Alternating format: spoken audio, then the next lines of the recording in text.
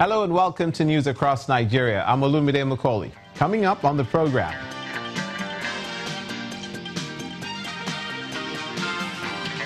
The Benue State Governor challenges the state's youth to defend their ancestral homes.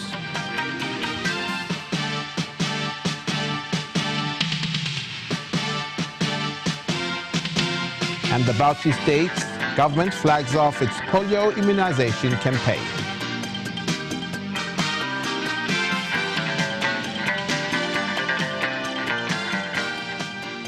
Thank you so much for joining us. We begin in the north-central region of the country.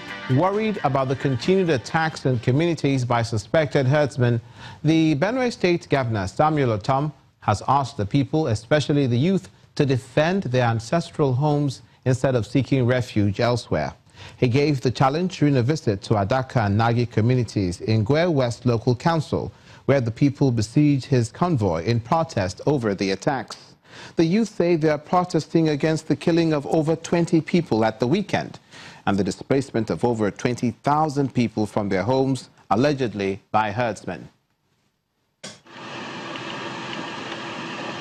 Communities along the Markadi-Naka Road connecting Ankpa in Kogi State staged a peaceful protest on Tuesday. Governor Samuel Otom's convoy besieged by protesters asking for an end to the herdsmen killings. After addressing the protesters at Adaka, the governor moved to Naka town to meet with survivors of last weekend's killings of 24 persons. Some of the survivors of the attacks on Nagi, Adaka and Enga tell Channels Television how it all happened, leaving over 20,000 natives displaced. They killed about 22 people. The number of people displaced are over 20,000 people, and nobody is from the community. More than 30 people killed by the Fulani herdsmen. There was no reason whatsoever for him to come and attack the people who have not had any problem with them. And a lot of people are displaced from Nagi, Engi, Sedudu, and most of the surrounding villages have all fled to Naka.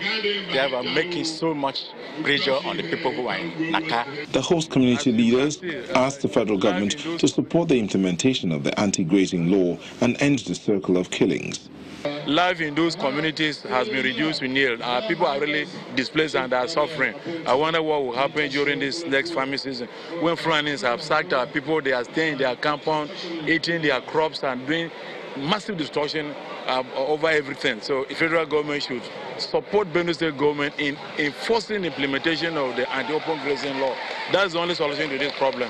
Governor Samuel Otom challenged the youth to draw inspiration from the story of David against his adversaries and defend their homes. Rise up to support them, to help them. I know, as a scholar of the Bible, David, as a young man, killed and slaughtered Goliath with just stone. There are stones all over the place. We used to do the same thing and support the security men. It is not enough to just run away. You must stay to defend your land. Several homes along the Markadi-Naka Federal Highway leading to Ankpa in Kogi State have been deserted by community members for fear of attacks by the herdsmen who continue to graze in the area. Meanwhile, over in Edo State, the police commissioner Johnson Kokumo has attributed the rise in kidnappings in Edo North to the influx of rogue herders from neighboring states. He made the remark during a parade of suspects arrested in different parts of Edo. Amongst those apprehended are members of a kidnap gang whom the police believe have been terrorizing an area disguising as herders. One of the suspects was identified by a victim who was recently abducted and rescued by the police and vigilante group members. Edo State Police Command briefs the press on recent activities. The State Police Commissioner, Johnson Kokumo, is pretty upbeat about successes recorded lately by the command. He announces, amongst other breakthroughs, the arrest of a kidnapping gang that disguises as herders to commit their crime. 2 kidnappers, one Muritala Umaru, male, and Rabiu Udu, who disguised as herders, were arrested on 9/4/2018 in the bush of Afuze. Idris Mohammed, a farmer rescued unhurt from the gang, positively identified this herder, Abubakar Iliasu, as one of his captors. They shoot one of them, he run with blood. Then they call rescue me. Then this one went go by where they send food. Where they pursue the other one, they call catch this one, where they carry the food. There seems to be a spike in criminal activities in the Edo North axis of the state due to influx of criminals and rogue herders from neighboring states, especially Kogi. The bulk of the people we have paraded today, you see that many of them claim to be herders, having cattle, pretending to be moving cattle from Kogi into Edo.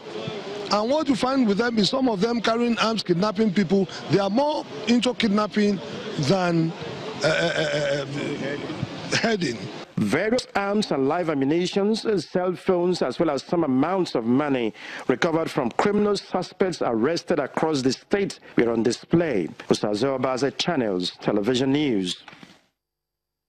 In Akwa Ibom State and away from security now, Mr. Odom Emmanuel has directed all construction companies operating in the state to cordon off project sites with appropriate caution signposts to prevent accidents, especially when it rains.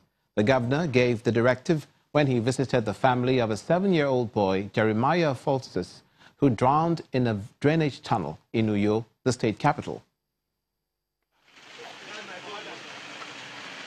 The arrival of the governor of Akwa Ibom State, Emmanuel Udom, at Akwa Ifak. The governor is in the town on a condolence visit to the family of 9-year-old Jeremiah Alphonsus, who drowned during a recent rainfall in the area.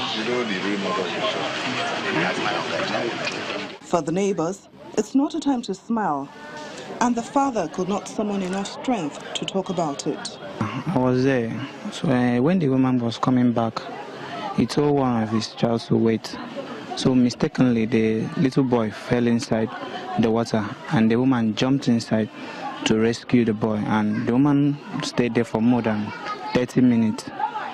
When she came out alone, and she was yelling her child, and we did not see the child, and some guys jumped inside, and the child was down there, so we couldn't find the child.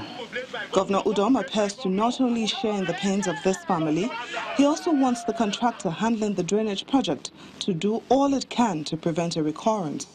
I really feel bad that a little child would drown in a gutter, and you know, the way we do underground drainage system here, once it gets into the tunnel, let's say we go to a particular chamber to wait, another time it becomes a little bit late.